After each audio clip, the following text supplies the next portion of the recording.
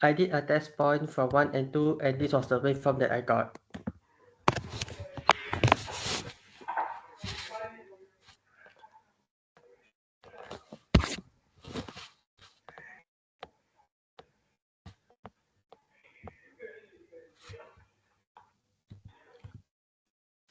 I learned that ICT L072 is known for its low noise and JFET input. JFET is junction field effect transistor, which is commonly used in amplification or switching. It has three terminals: source, drain, and gate. The source is used when electrons enter the channel, while the drain is a terminal through electrons leave the channel. And lastly, the gate controls the flow of the current. Some advantage is that JFET generates very low noise compared to other type of transistors, which can be helpful or beneficial in audio and high frequency application. JFET also have high input impedance, which minimize loading on the previous stage circuit. And lastly, it tends to be more thermally stable compared to BJT bipolar junction transistor. Some application that JFET can be used in is amplifiers, where low noise and high input impedance is needed for the circuit to function. Or it can also be used for analog switch where high impedance and fast switching capabilities which makes it suitable for analog switching applications. Step 1 is to measure the signal of the non-inverting input of the op-amp. Capacitor 4 is a capacitor at the output so that it blocks the DC component and allows the amplified AC signal to pass through. While capacitor 1 is also to block DC components and allowing AC signal to pass in the op-amp. Resistor 2 is part of the feedback network, setting gain and response. Lastly, resistor 5 is to ensure that the input is correctly biased. The input signal enters the circuit through the junction where C1 and R5 meet. C1 serves as a coupling capacitor, blocking any DC offset and allowing only the AC components of the signal to pass through. Test point 2 is to measure the signal after capacitor 4 and before the input of the op-amp. And this is my test point from 1 to 3.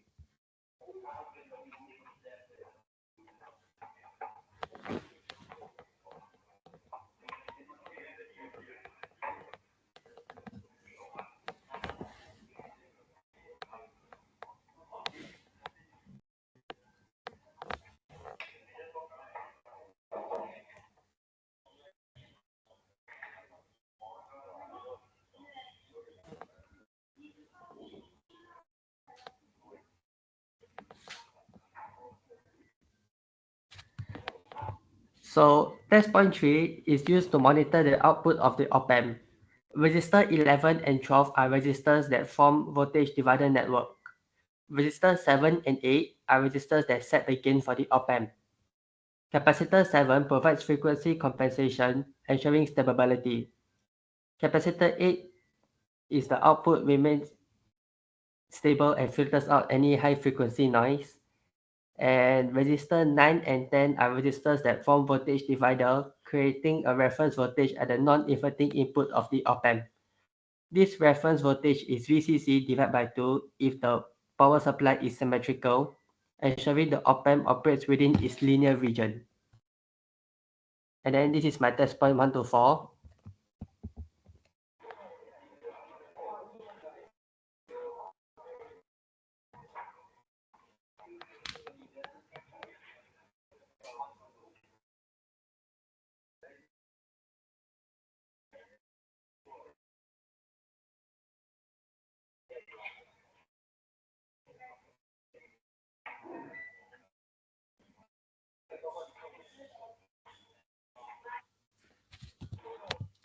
Test point 4 is used to measure the final amplified signal before. No. Test point 4 is to measure the output of the op-amp stage. It helps in verifying that the op-amp is amplifying the signal correctly, that the gain and frequency response are as expected. You also check for any unwanted noise or distortion at this stage. Resistor 11 and 12 forms a voltage divider, providing a reference voltage of the non-inverting input pin 3 of the op-amp. The op-amp amplifies the difference of the non-inverting and inverting inputs. The waveform became saturated and cut off when I turned the trimmer. And then lastly, this is the test point 5, is when it's the final amplified signal.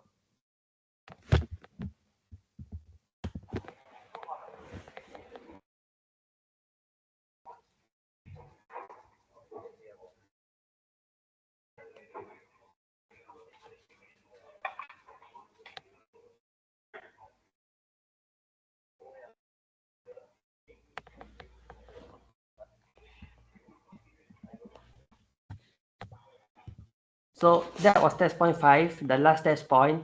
It allows me to measure the final amplified signal before it is sent to the output load. For example, like a speaker.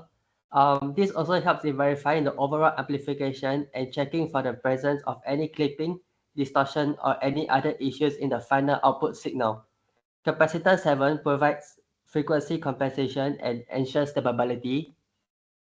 Register 8 determines the amount of feedback and consequently the gain of the op-amp. Last but not the least, I understand that IC LM386N is a low voltage audio and power amplifier. It is used to further amplify the signal of the op-amp stage IC TL072.